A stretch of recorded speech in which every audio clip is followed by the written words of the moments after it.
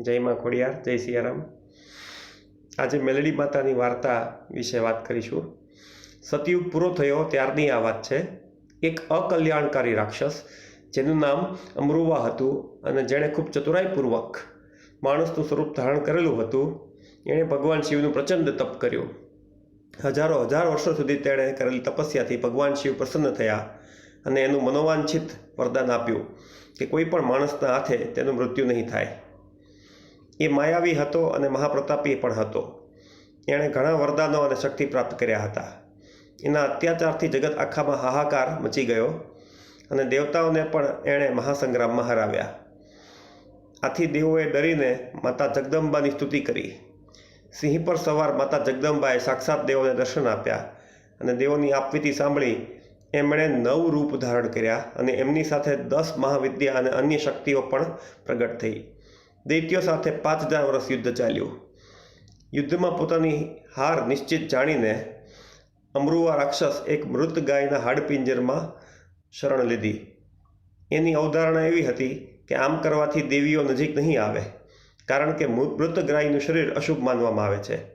તેથી કરીને બધી દેવીઓ એનાથી થોડે દૂર ઊભી રહી ગઈ।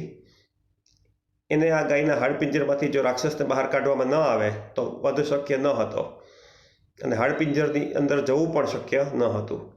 આના કારણે બધી દેવીઓએ મજબૂરીમાં હાથ રગડવા લાગી।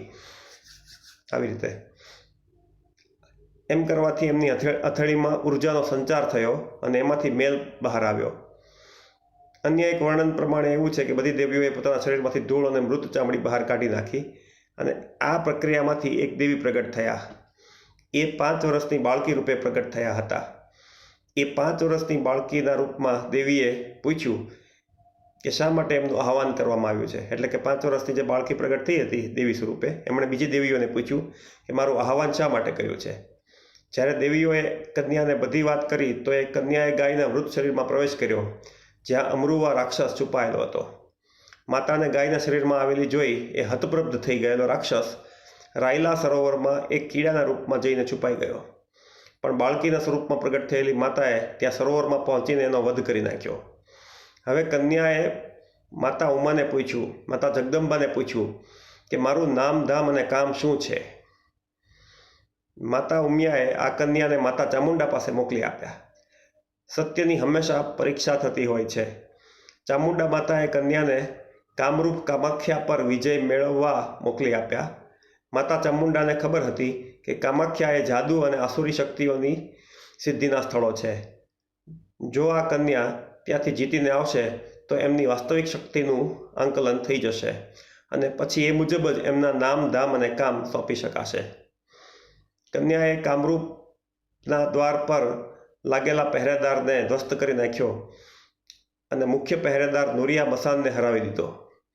કામાખ્યા નગરીમાં પ્રવેશતા એમણે જોયું તો ત્યાં બધા લોકો તંત્ર મંત્ર અને કાળી વિદ્યામાં લીન હતા।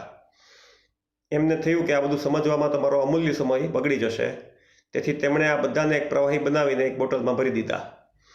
ભૂત પ્રેત જીન મસાન માંત્રિક તાંત્રિક વગેરેનો બકરો બનાવી એના પર બેસી હાથમાં બોટલ લઈ તેઓ બહાર આવી ગયા અને એ જ્યારે ચામુંડા પાસે પહોંચ્યા તો શું દેવતા ને શું દાનવ બધાએ એમનો જયનાદ કર્યો।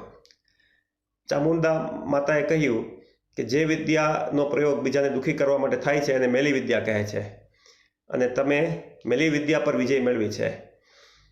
અને બધી દેવીઓ શક્તિઓ એ હાથ ઘસ્યો અને જે મેલ ઉત્પન્ન થયો એમાંથી પણ તમારી ઉત્પત્તિ થઈ છે। તેથી કરીને તમારું નામ મેલડી માતા રહેશે। તમારું સ્વરૂપ કળિયુગની મહાશક્તિના રૂપમાં થયું છે।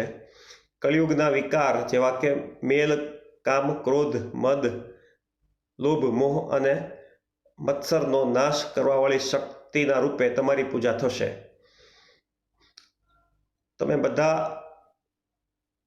તમને બધા મેલડી માતાના નામથી પૂજશે। તમે બધા જ દુષ્ટોને બકરા બનાવી દીધા છે, તેથી જ તમારું વાહન પણ એ જ હશે। સંસ્કૃતમાં બકરાને અજ કહે છે અને બ્રહ્માંડને પણ અજ કહે છે। એથી તમે બકરા અને બ્રહ્માંડ બંને પર બિરાજવાવાળી આદિશક્તિ છો। સૌરાષ્ટ્રની ભૂમિ તમારું કાયમી સ્થાન રહેશે, પરંતુ તાત્વિક સ્વરૂપે તમે સમસ્ત દેહધારીઓની જીવની રૂપે સમગ્ર સૃષ્ટિમાં માત્રમાં તમારું સ્થાન રહેશે।